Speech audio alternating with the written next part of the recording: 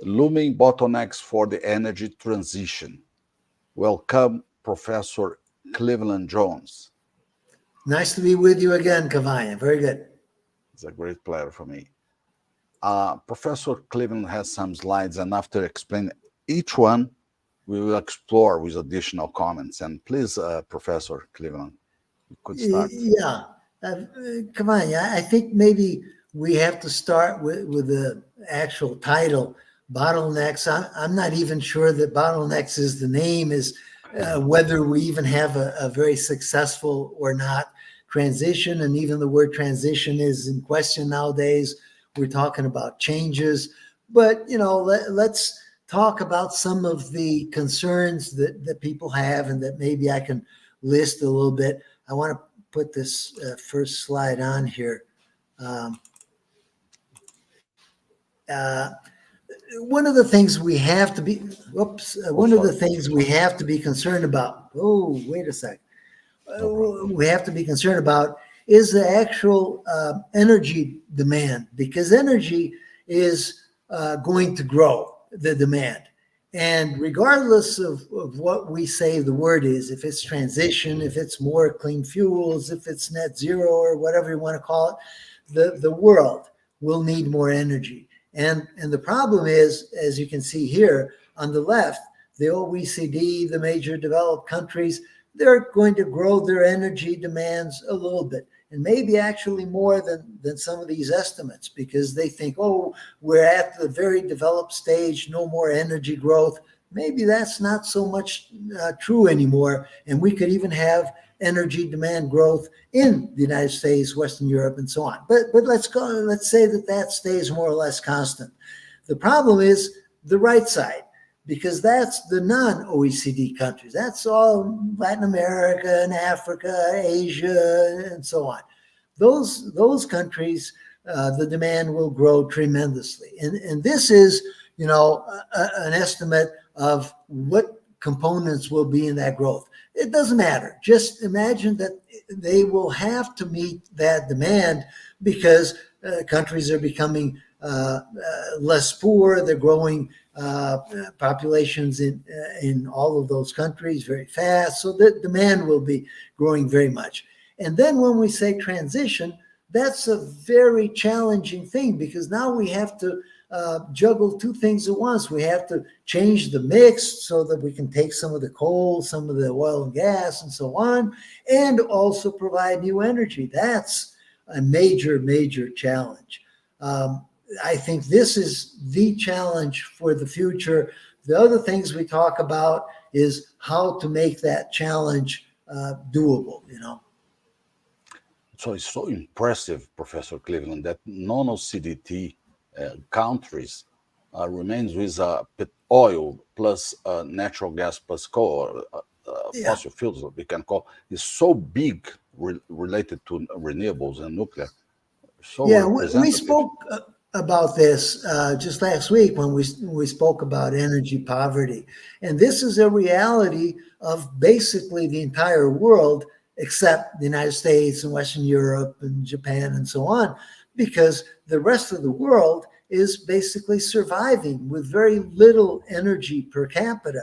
And the way that you meet those needs is by investing in producing the least expensive and the least capital expensive energy. It's not, in some cases people say, oh, solar is so cheap. Yes, but you have capital costs and so on. Whereas coal and oil and natural gas, you don't have as big an investment up front. So when you're at the desperate stage where you have to increase the energy supply to meet the demand of your population, you don't worry about what is ultimately less expensive. You worry about what you can afford to put into the matrix right now. And of course, putting in a new coal plant is tremendously inexpensive. Yeah. Coal is inexpensive, and to hell with emissions and all that.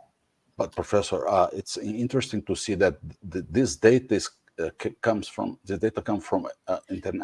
Energy Administration, is a United States department. USCIA. I suppose. Yeah, it's different from International Energy Agency, probably the numbers are different, or do you know that? Yeah, but even the most recent IEA from Europe estimates are closer to this. They have become more realistic because even a year or two ago they were saying, "Oh, we don't need any more oil and gas. Stop investing in those fossil fuels." Now they came to the realization that was crazy. That's just didn't make any sense.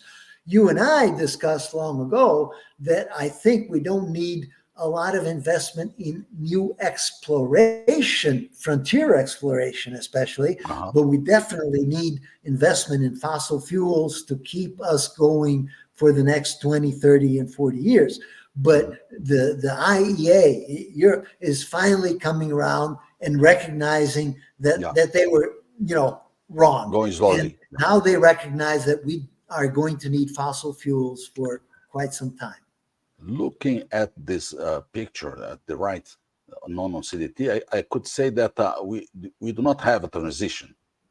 We will not Yeah, reach net zero in 2050. yeah. The two sides show this. The energy transition, if it exists, is restricted to the developed world, where maybe in Europe and even less so in the United States, the transition could occur by reducing some fossil fuels in a very expensive energy environment where rich countries can afford to supply, alternatives and the support to make that happen. The investments in the electrification of the grid and all that. But the right side, the non-OECD Yeah. countries, they cannot afford that. That's business as usual, grow everything you can. And of course, that includes biofuels too, and so on, but without giving up fossil fuels. So rich countries, wealthy countries are exporting dirty manufacturing process to the poor Yeah, countries. the industrial side is doing that. And in Yeah. fact, Western Europe has undergone a very strong disindustrialization, especially Germany, for example.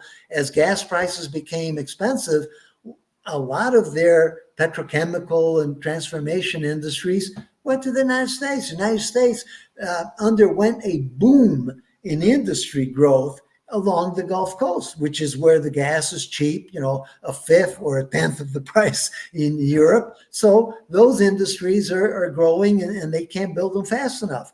That's an advantage for the United States with cheap gas. Europe is understandably disindustrializing. And of course, then they can say, oh, we're clean because, of course, everybody else is doing the dirty work, including manufacturing in China, third party supply agreements with India, heavy industry in South America or wherever, and of course, petrochemicals in the Gulf. That's easy to That's easy. become cleaner that way, but it's not a true clean. If you look at the entire world, that's not advancing Yeah, things much. It's just right. shifting that. Very good slide, Professor, and very good analysis too. Yeah, let me show you another one. Um, we have what I call this double whammy. And I went through this, I think, when we spoke about energy poverty. The truth is that there's a tremendous amount of population that is still without energy access. And it's not just, some inland country in Africa. This is Bangladesh, India, Pakistan, even in China, much of Africa, even in Latin America. So we're not talking a small amount. We're talking billions of population that don't have adequate energy supply. Not just those poor that we discussed last time. Oh, they're burning wood sticks and even animal dung. People that don't have anything more than one light bulb. Of course, they want a microwave, they want TV, and later they want a fan. We're not even talking about air conditioning, but this is a tremendous growth in energy demand of a population that is already growing, as we can see on the right side. The population projections, it goes up to 2,100, but even the most optimistic restriction cases are still growing or at least stabilizing there at 2050 and so on, we're not going to get into a situation where the population is going to be so much smaller that we don't have that energy demand. The opposite. The OECD countries are likely to stagnate, maybe even decrease in population, but exactly the population of the non-OECD countries where the demand is highest in terms of growth, future growth, that population is growing. So you have this, what I call the double whammy. You have to catch up in energy per capita use, and you also have more people. This is a very complicated situation to overcome because now you need a tremendous amount of new energy just to meet that demand. And it's not just an economical demand, it's a moral imperative. The world cannot justify keeping people in huts, just, cooking with wood, not having an electric light. That's not acceptable. We can't say, oh, we can have, gas guzzlers and we can have air conditioning and all of this, but no, they have to stay over there burning wood. That's not acceptable. Very So interesting. obviously the Very world interesting. will indeed grow in energy demand tremendously from that other world, not the super civilized, the 4 or 5 billion population non-OECD countries. So you mean that there is a combination between poverty, people increase the population, and at the same time, fossil fuels demand for those people. So this Yes, is the a risky demand will be, combination. yeah, the demand is there. It will have to be met. And the reality is, how does it get met? It does not make sense that they will, work with solar and wind and so on, because that is High impossible investments. to scale up fast enough and to the scale necessary to meet that demand. So the bottom line is this double whammy means that the majority of the world's population will demand higher energy that will be met mostly from fossil fuels. And that is inescapable. Now, I remember some programs back, I told you I had some reason to be optimistic that we could achieve net zero in some future scenario. Obviously, not in No, 2030, maybe 2050, yeah, but that is, quite some years from now. And that is an assumption that depends heavily on many things working out. yeah, perfect. Let me share. It's a very impressive and grateful for me uh, from Anderson Antonio Oh, Pedroso, is the yes. president of PUC Rio. Yes. It's an honor for us to receive Anderson. Thank you so much, Great to Professor. have you, Anderson. Yeah, it's fantastic. And for sure, Anderson is taking care of poor people and making a tremendous effort to try to solve Brazilian issues related to poor people. He's a very nice guy. But you see, I'm inviting him. We could invite him, Professor Cleveland, to have a conversation with us in a future podcast. we should. You remember, Cavania, that we discussed, for example, energy poverty in Brazil. It is not something that we should be embarrassed about. Many countries that are relatively developed, like Brazil, have energy poverty among their population. Maybe it's Exactly. not a large percentage, but there are pockets of energy poverty in Perfect. Brazil. Yeah, Abnormal distribution. With a, exactly. A normal distribution. You have those in Sao Paulo megacities that are, driving big cars and using a lot of energy in their homes. Industrial uses are booming. And you have some regions where people are still using energy as if they were living in some very exactly. underdeveloped Bangladesh, India, Pakistan, or even in African countries. And this That's a and this reality throughout the world. that's a reality. And these people, Professor Cleveland, will be using fossil fuels for a long term. Totally They, different as the first picture you're showing to Yeah, us. they will. Now we do have to say and have to be careful about this. That is not to say that there won't be new energies coming on.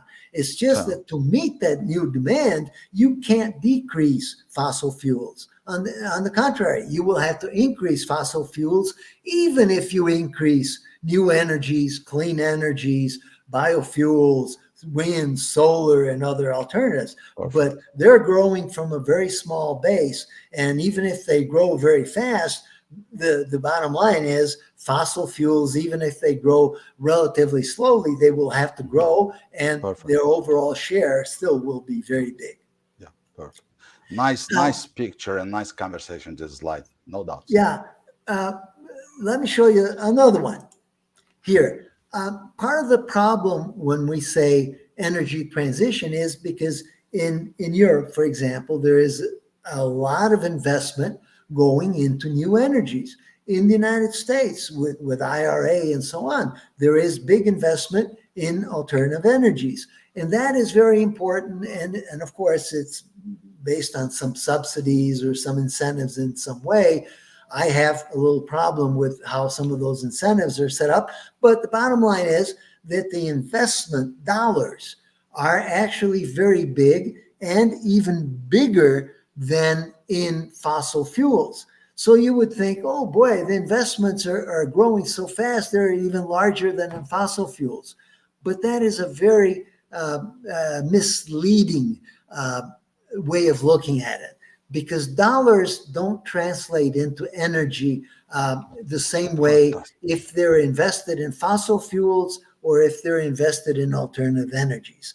And this is important. For example, nuclear energy, which I am a big fan of, is ultimately probably one of the top choices for the world, but it just doesn't get much traction. There's a lot of capital invested, investment requirements. It's a long lead time in order to get a new plant built and so on. But it's very capital intensive. So if you look at how much money you have to invest up front to get energy, in some cases, it's really 20 times more investment to get the same amount of energy as if you had to invest in oil or gas But thermoelectric plants to provide but electricity, for example. but Professor, investments are not a good metric to measure Exactly. energy. So energy Exactly. is a metric of effectiveness, poor access, and things different from only investments levels. Exactly. I put this out because I want to exactly show that. A lot of people say, oh, but look, we're investing, we passed the investment Doesn't matter. levels of fossil fuels. So what? They're Yeah, it's meaningless because important, was all of not that money, fundamental. yeah, all of that money is producing 1/10 or 1/20th of the new Perfect. energy that that same dollar amount would produce if they were to Right. invest in new gas plants. Yeah. I'm not saying that that should be the choice, but I'm saying that the The reality is reality. the dollars don't produce the energy supply that they Perfect. would if they were invested in fossil fuels, for better or for worse. And Professor, another point that you mentioned very happily is about subsidies. So subsidies is something critical. So we need to be very focused on subsidies, because after subsidies stop, we can revert the process to the base, to the beginning. So it's very dangerous subsidies. Of course, we can have subsidies, not a problem, but with focus and with results. Let's see, guaranteed results. Yeah, I think this tags along. For example, your recent article about local content. Subsidies are a very tricky thing because they create externalities, and after some time, maybe the effect is even the opposite because you cripple the industry and so on. The only type of subsidies that I think would be useful for a desired energy transition or a desired energy recomposition or new energies to be brought into the energy matrix would be incentives to do more research into alternative energies. Perfect. It is absolutely wrong to say, oh, let's provide incentives to build offshore wind farms or to build solar plants or to No, it's build for electric cars. research. Exactly. Exactly. Yeah, Perfect. that is something that is very easy to get addicted to. And that is a danger because we've seen this in such a large scale, for example, now in the United States, that the problem can be very big also. And subsidies is a problem because sometimes is is directed to friends and to support, let's see, different stuff. So it's not the case Yeah, to yeah. comment Well, here, but it's not so clean. especially in countries with relatively poor governance, that is a major problem. Even in developed countries, if you have uh, subsidies, basically the lobbyists are having a heyday, Exactly. and you want to avoid that. Perfect. Great slides. Thank you. Yeah. Maybe we can go off one more here Sure. and talk about um, the investment in clean energy and fossil fuels. Like I said, forget the dollars, but look at the right side, the efficiency factors in various energies. You don't have to read the numbers. I'll tell you, different types of energy uses, industrial, residential, transportation, and so on.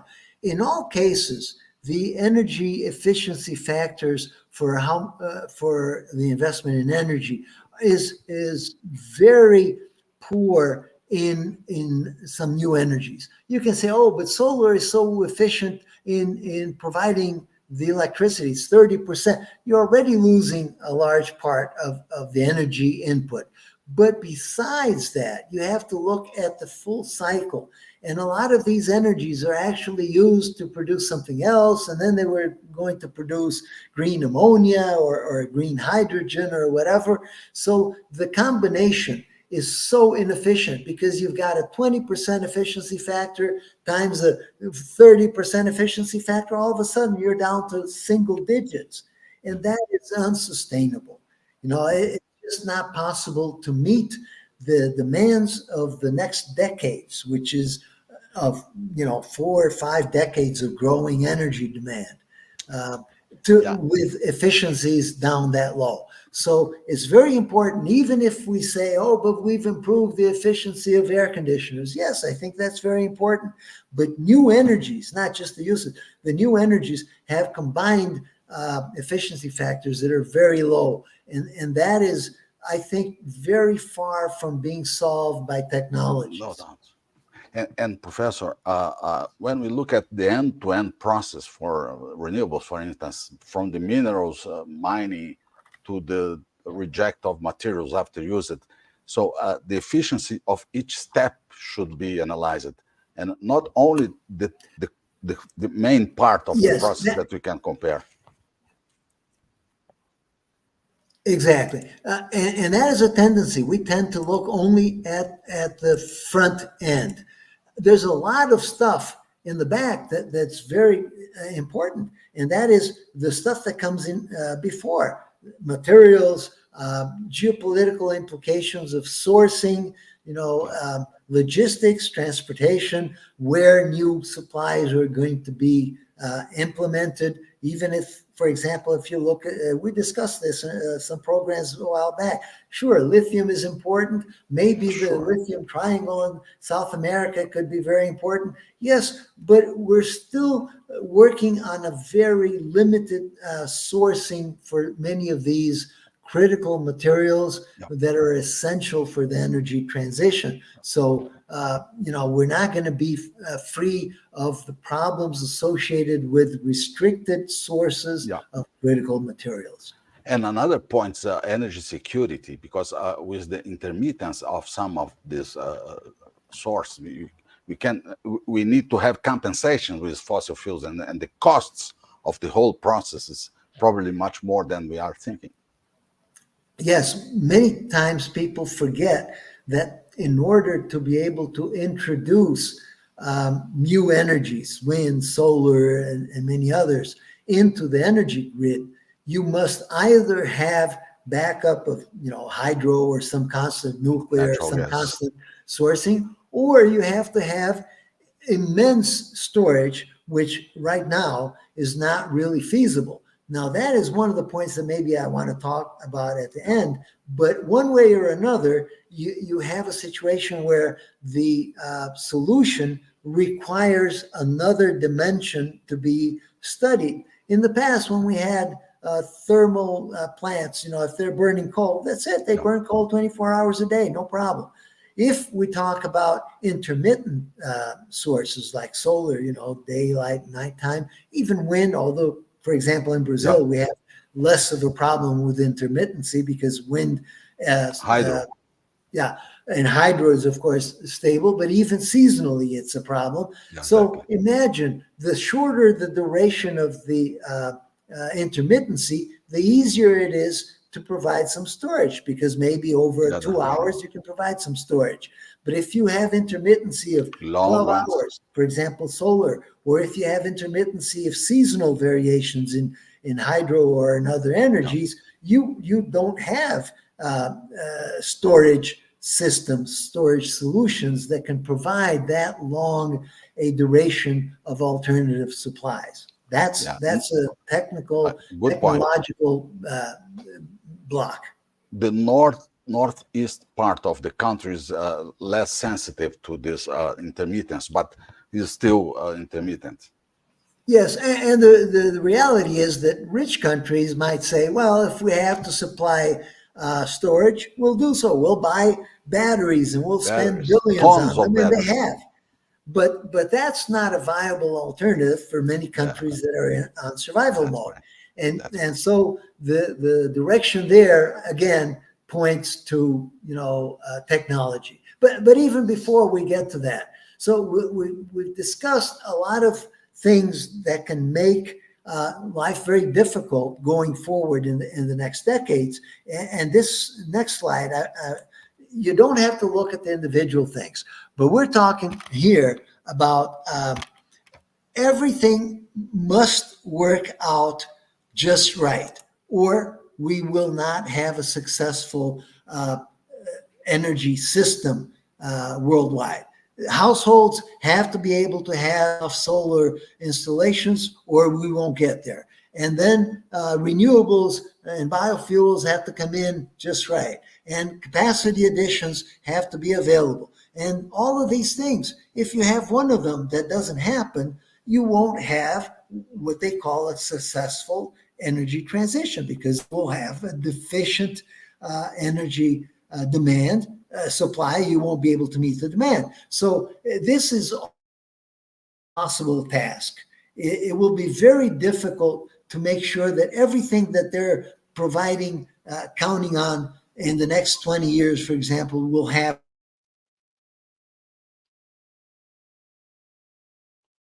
Sorry, he's having a problem, technical problem, but for sure he is returning fast. Sorry about that. Yep. Let's wait a little bit to return of Professor Cleveland Jones. It's He's again. the weather here is blasting us with lightning. So I know that. But let me interrupt you because you mean that we must produce much more energy than we need because the intermittence and the efficiency. that is true. But on the other hand, the proponents of an energy transition say, oh, this is how it's going to happen. And they point to all of these graphs and say, oh, we're going to grow this and we're going to have more electric cars and we're going to have more Yeah. batteries. But wait, if one of those things doesn't work, their arguments will fall flat. So it's not just the challenge that we discussed, a very difficult challenge, is that the solutions that are proposed are very likely to be almost impossibly working out exactly as they foresee. And this has to work out over the next 20 or 30 years. So it's a very dangerous game to be relying on this. And this is the realization that I was saying, that the IEA came to the realization that no, we have to have fossil fuels going forward because there's many things that can go wrong. And even over the next few years, we see that there won't be everything falling into place like we thought it would. And certainly, war in Ukraine and so on, it's just one problem, but many of things that they were foreseeing just can't happen all the right way so that things could go the way they want. And you used a very tricky expression, dangerous game. Yeah, it's a dangerous game because anytime that you place all your bets on everything working out and you don't have a plan B, Then Yeah, if something that's right. happens without a plan B, It's you a run dangerous out of game. energy and forget the pandemic. The Without planning and without contingencies, we have a dangerous game. And during the pandemic, we had a small decrease in energy use and so on. If something goes wrong, the way that they're planning, we could have 10 times worse decrease in energy. It could be 10, Yeah, 20%. This would be yeah. catastrophic for the world economy. So it's a very dangerous Yeah, game to be relying on that. Now, I don't think it will go that way because the realization is becoming more widespread yeah, that that's right. yes, we will need fossil fuels. Maybe we won't need, as I said, the exploration investment in new frontiers, but we definitely need to explore and produce the oil and gas that we know is there because we will need it for the next 20, 30, 40 years or And the more. world is still learning with these errors and must, let's say, capture these lessons to apply in a better way. Yeah, one of the maybe positive things is that the oil companies were very quick to accept that pressure, and many of them turned into energy companies and new energy companies and clean energy companies. And now they're reassessing that and say, no, we can't do that. If we do that, we will fall flat on our faces because we won't be able to produce the oil and gas that we know will be needed. And they would be blamed for that after all anyway. So it is very important that Exxon and Yeah, Chevron, BP, and all those companies, wait a second, our core business is oil and gas. We will produce oil and gas, and other investments come up, produce, other biofuels, produce solar and wind and other but energy. with this reasoning takes to the conclusion that net zero will not happen. I, no, I think it's a question of time. If you give it enough time, even India and China will be able, China and India, China first, India is just some years behind China, it will Yeah, be able to reduce its coal use and reduce fossil fuels. But that is not for 20 or 30 years, no, maybe no, 40, probably 50 or more. yeah, that's So right. energy transition, yeah, net zero, forget it in the next few decades. Later, and Later, indeed, everything can later, happen yes, if we have a technological breakthrough. We've been working 50 or 60 yeah, years in fusion, fission we've known about for so long, and it hasn't gotten off the ground. that's So, right. the technological breakthrough that I'm talking about hasn't even been imagined yet, because in order to be effective, it would have to be way more than what we've had in But the past. in this case, as you've said before, we need to have subsidies focused on research, disruption, Exactly. Yeah, research and development development of are new key. solutions.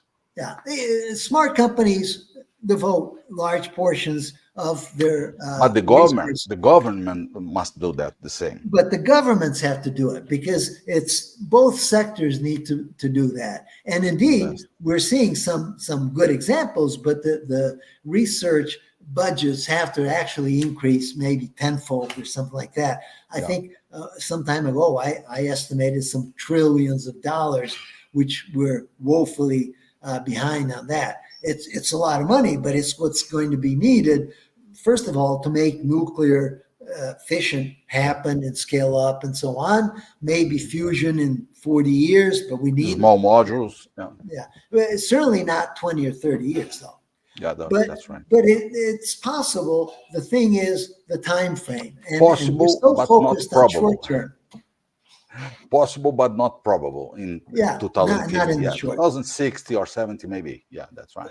You Let's go see, to the but last. Sorry. humans are understandably focused on short term because our lifetimes is Of maybe course. 80 or 90 Yeah, years, but of course. but we want results in 10 or 20 because we want to be able to enjoy them, and we have to come to the And realization. we lost as humans the 3 decades before to take these decisions and make a smooth transition.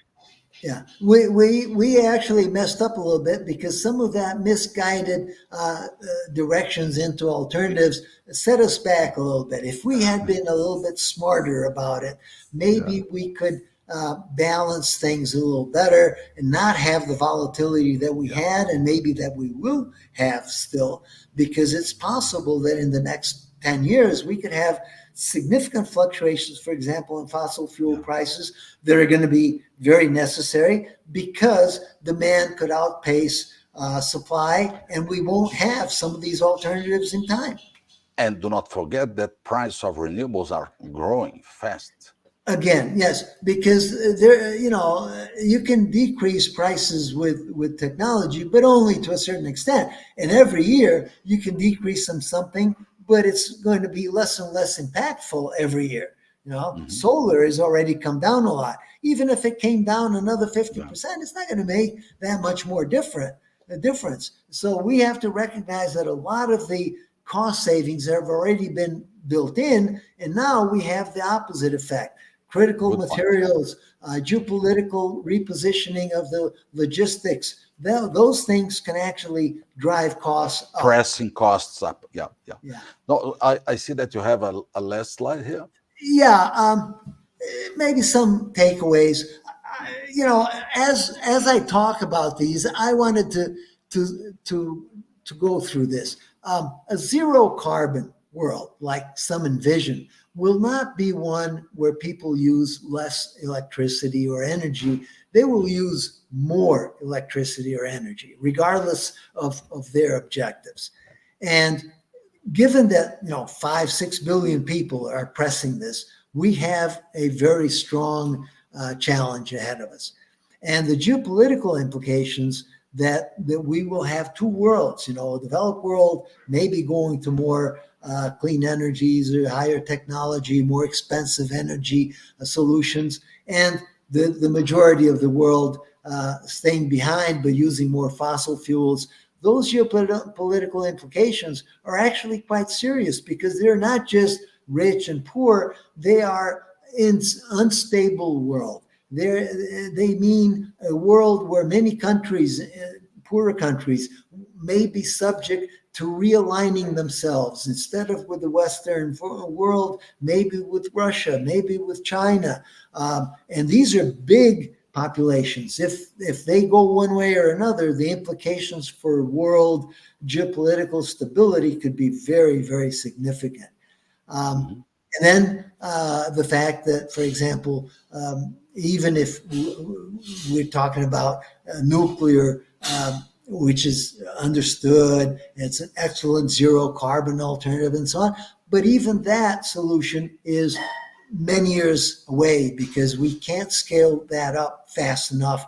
Even small nuclear modular reactors, and John Foreman showed this, there is nothing on the books that can allow us to implement that in 5 years or even 10. Yeah. So there's no solution from those existing alternatives that we can rely on. That is a very sobering thought. And of course, there can be very fast, unforeseen changes that can occur in global power arrangements, because if you have regions, not just countries, regions that become energy scarce in India or Southeast Asia or something, that the implications of that can be dramatic.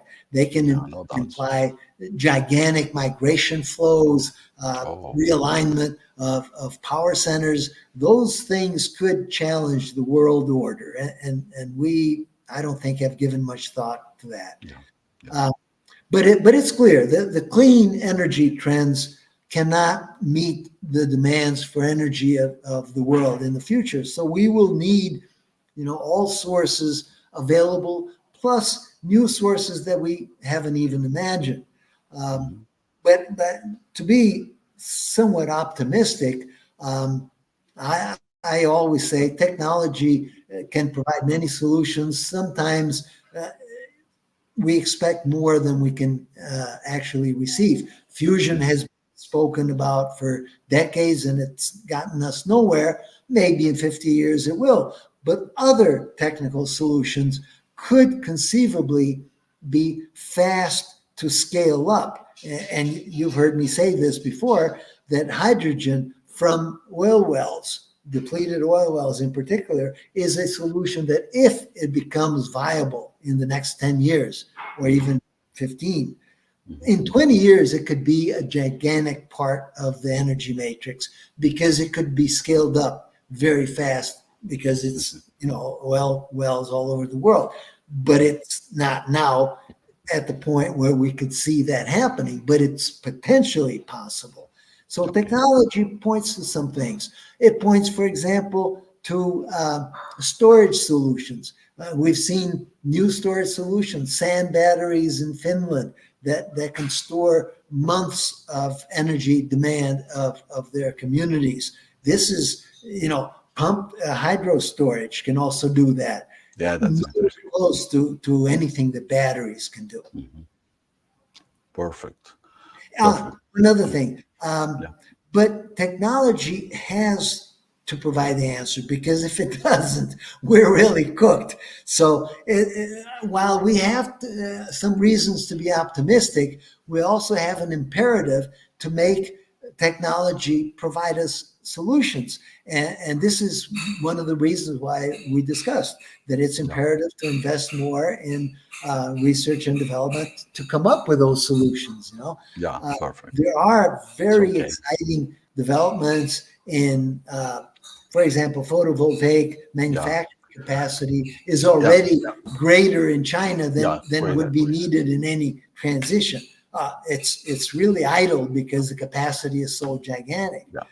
But in reality, we are not having a transition itself. We are only adding new types of Addition. energy. Yeah, we're adding alternative energies. Yeah.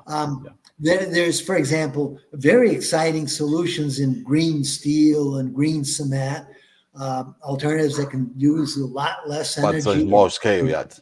Yeah, this is interesting. It's possible that it can be scaled up because those are very large users. If you start doing that, maybe 5-10% at a time, you could achieve some. Yeah, but major we have changes. petrochemicals, for instance, the plastics and other things that are not replaceable yet with the non-fossil fuels energy or Maybe sources. biofuels could be scaled up, but maybe in a scale of 10 years, but certainly not in 5 and so on. Yeah, That's a big a doubt about potential solution for maybe substituting some of the fossil Some. fuels for transportation, but we're talking partial substitution, Yeah, that's right. adding biofuels and maybe just keeping fossil fuels, liquid fossil fuels, or reducing them a little.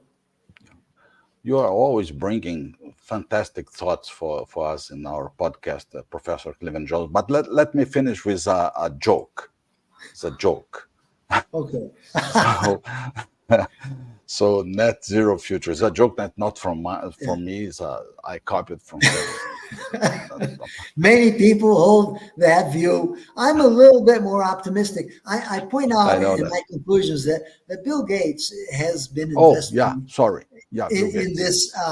in this breakthrough energy, which he's poured billions of dollars into it. You mean that he's investing in this breakthrough? Yes, it's not that clear is for me. an actual investment vehicle that has in turn provided seed capital to many small companies that have great ideas, and they're bringing them into reality. I think that is a great model for what the world has to do, not just Bill Gates, because even though he's got money and so on, those investments are in the billions of dollars. Yeah, imagine Bill Gates $1 trillion investment. investment. Yeah, he's not investing only in land, internal land in the United States, but in energy. It's new for me. Yeah, but the technological breakthroughs will come from this kind of investment. And if people want to go through and look at his pages and so on. It's a private investment. It's a private, but my point is state and government investments. That's not so clear and sometimes not focused on the results and research that we need.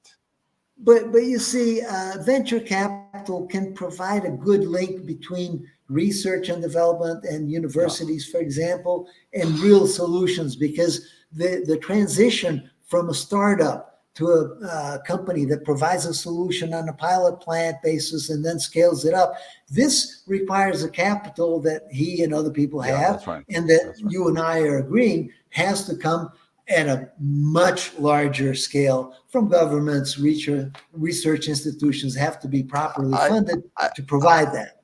I love how you are so optimistic, and it's fantastic. I need to learn about this because it's true. But read through some of those breakthroughs. They make anybody optimistic. But then we have to sit back and say, yes, but what happened, with the last 10 or 20? Maybe one of them came up a little, but if we have many, maybe we have more Maybe reason to be a little bit optimistic. using artificial intelligence too, so we can increase this It certainly potential. will help.